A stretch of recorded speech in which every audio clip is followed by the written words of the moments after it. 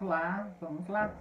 A aula de hoje corresponde a três pensadores, né, da época posterior à época medieval, século XV, XVI, XVII. Nós temos aí Comênio, Jean-Jacques Rousseau e Pestalozzi, tá? Os três colaboradores aí e que trouxeram um legado para gente que, aliás, até hoje é utilizado também, né? Muitos conceitos dele nós temos aí, vemos hoje dentro do processo educacional atual.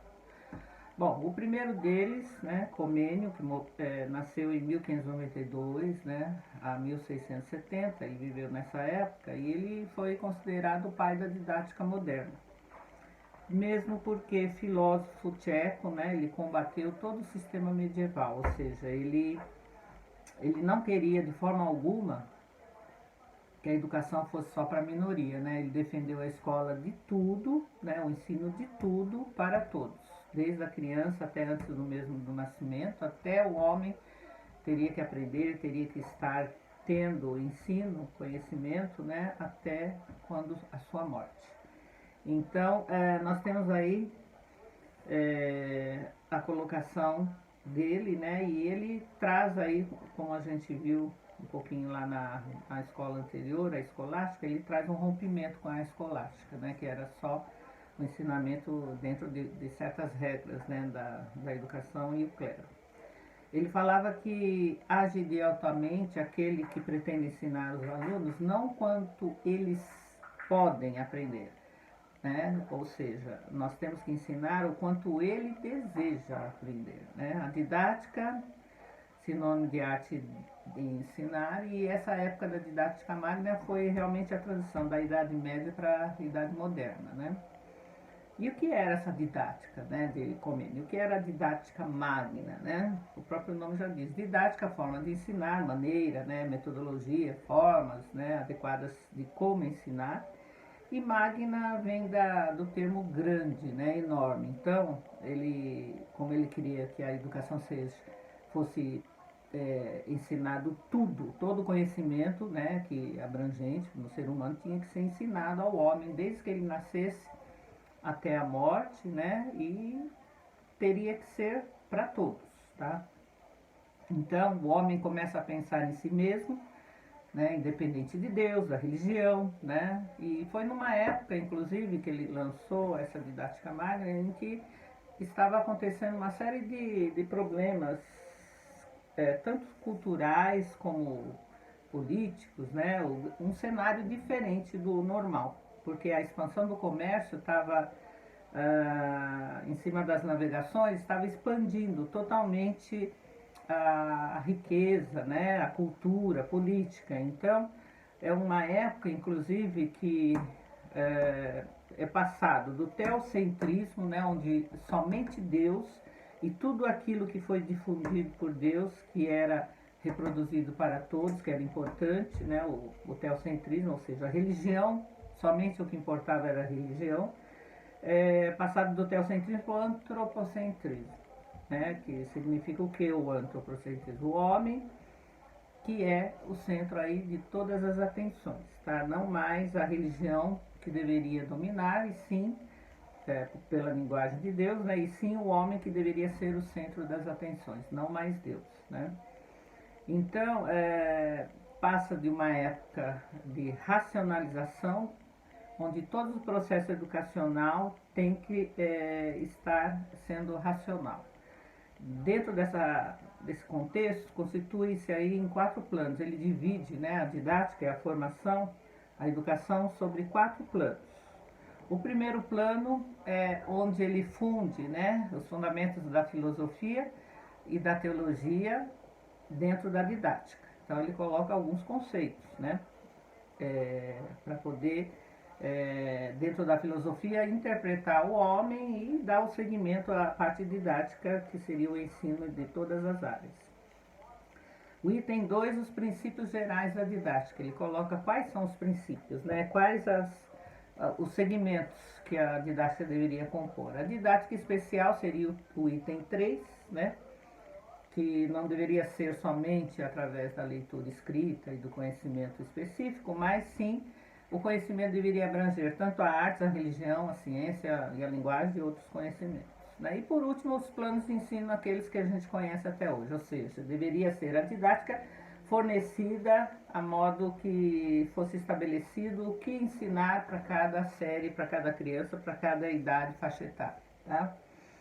Ele faz uma comparação também, para poder explicar como deveria funcionar essa didática, como a escola, a projeção do ensino deveria funcionar, como faz uma comparação com a engrenagem do relógio, né?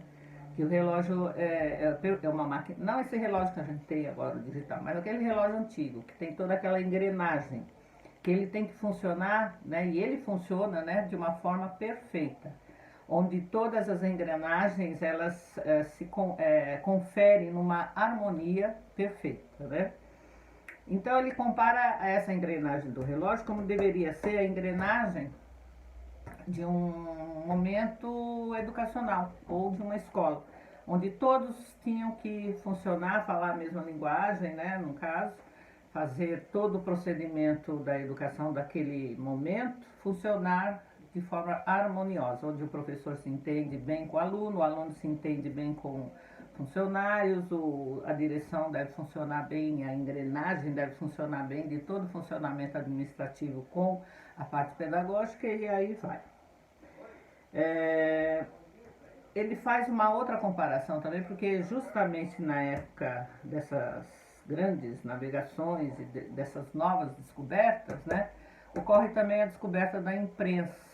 Então, é um período onde Comênio, né, passou aí dentro da imprensa, que ele fica encantado, né? Então ele faz uma pequena atribuição a essa imprensa e ele fala também que a imprensa tinha que ir para a sala de aula, tinha que ir para o conhecimento. E ele faz uma comparativa da imprensa como sendo o professor, né, usando a linguagem do conhecimento, seria aquele que imprime, né, o conhecimento no papel, a folha em branco, que seria o aluno, né? A voz do professor, do educador, seria a tinta que está sendo impressa naquele papel. Então, é interessante porque ele coloca de uma maneira poética, né? E faz a imprensa faz com que a imprensa faça parte do processo educativo e dá todo essa poética, né? Colocando o papel do professor, aluno, como se fossem os materiais utilizando para imprimir o conhecimento no papel, né?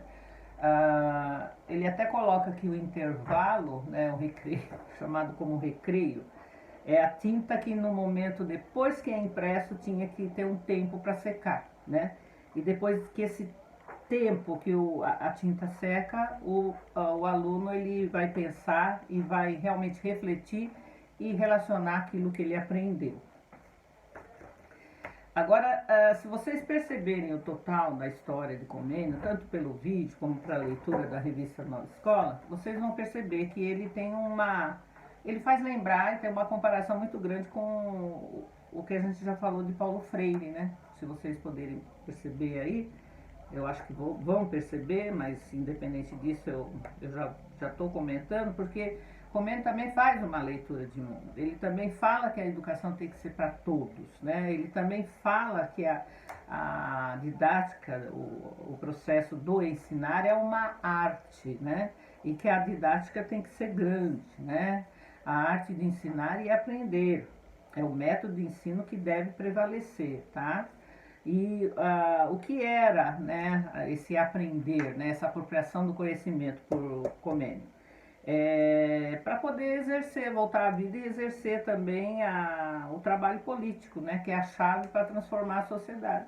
A gente só transforma a sociedade se a gente leva o conhecimento de forma satisfatória e com alegria. Então, era dessa forma que ele pensava mesmo, né? A leitura de mundo que ele falava e a didática que ele aplicava como conhecimento sendo maior, magno, né? E para todos, ele coloca para todos. Só que ele, na sua didática, nessa primeira versão da didática, ele não coloca isso quando ele exclui alguns itens, tá? Vamos ver quais são? Ele fala na didática magna, então, que a educação deveria servir o conhecimento de tudo para todos. Porém, ele fala que seriam deveria atingir somente aos jovens até 24 anos. Portanto, ele exclui a idade adulta, aí, né, os mais velhos. Ele fala que deveria ser também, de preferência, essa didática